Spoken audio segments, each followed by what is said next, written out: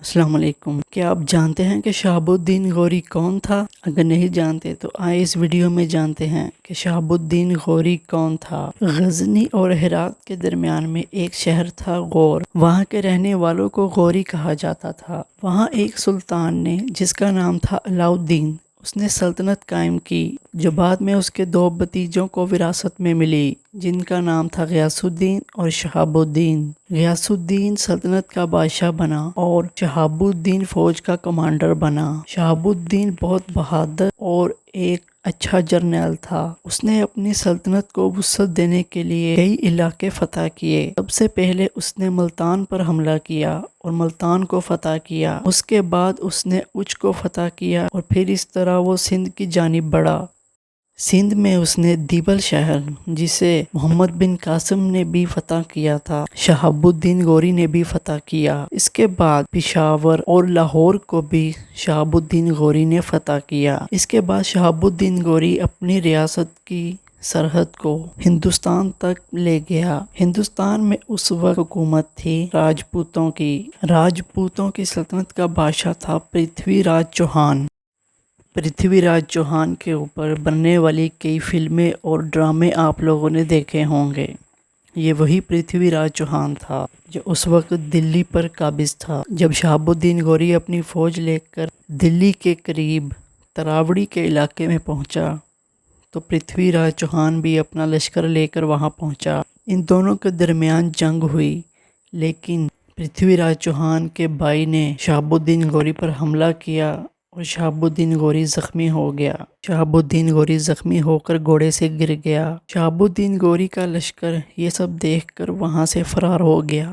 شہاب الدین غوری وہی زخمی حالت میں پڑا رہا اور راجپوت اپنی فتح کا جشن مناتے ہوئے واپس چلے گئے۔ بعد میں شہاب الدین غوری کے سپاہیوں نے شہاب الدین کو جب ڈھونڈنا شروع کیا تو وہ زندہ حالت میں ملے۔ پھر شہاب الدین غوری واپس اپنی سلطنت میں واپس آ گیا۔ واپس آنے کے بعد شہاب الدین غوری نے جو لوگ میدان جنگ سے فرار ہوئے تھے انہیں سزا دی۔ اس کے بعد شہاب الدین غوری نے یہ خود سے عہد کیا کہ جب تک میں اپنی اس شکست کا بدلہ نہیں لوں گا تب تک میں بستر پر نہیں سوؤں گا اور نہ اپنے کپڑے تبدیل کروں گا۔ 1 سال تک شہاب الدین غوری نے اپنی فوج کو منظم کیا۔ اگلے سال شہاب الدین غوری 1,20,000 کا لشکر لے کر پھر اسی مقام تراوڑی کے مقام پر پہنچا۔ پرتھوی راج چوہان کی فوج 3 لاکھ تھی۔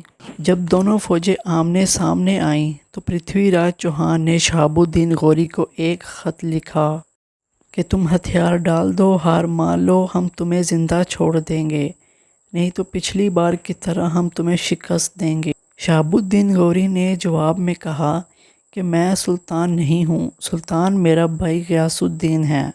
تم لوگ مجھے تھوڑا سا وقت دو تاکہ میں اپنے بھائی تک یہ خبر پہنچا سکوں اور پھر جو اس کا حکم ہوگا اس کے مطابق عمل کیا جائے گا۔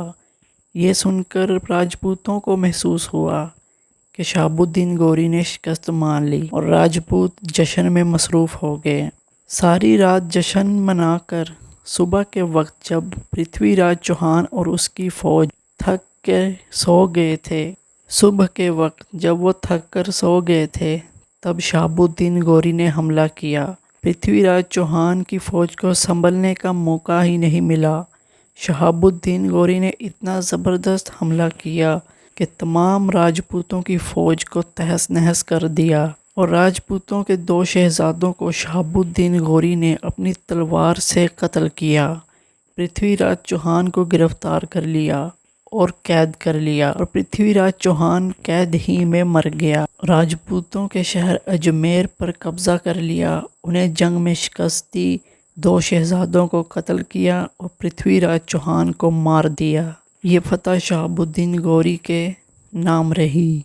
شہاب الدین غوری نے خود سے کیا ہوا وعدہ پورا کیا اور غوری سلطنت کو نہ صرف وسعت دی بلکہ راجپوتوں کی عظیم ریاست کو شکست دی۔ راجپوت سمجھتے تھے کہ وہ بہت طاقتور ہیں اور ان کا مقابلہ کوئی نہیں کر سکتا، لیکن شہاب الدین غوری نے انہیں شکست دے کر یہ واضح کر دیا کہ شہاب الدین غوری کی ریاست ان سے زیادہ طاقتور ہے۔ اس کے بعد شہاب الدین غوری واپس اپنی سلطنت میں آ گیا اور جہلم کے مقام پر شہاب الدین غوری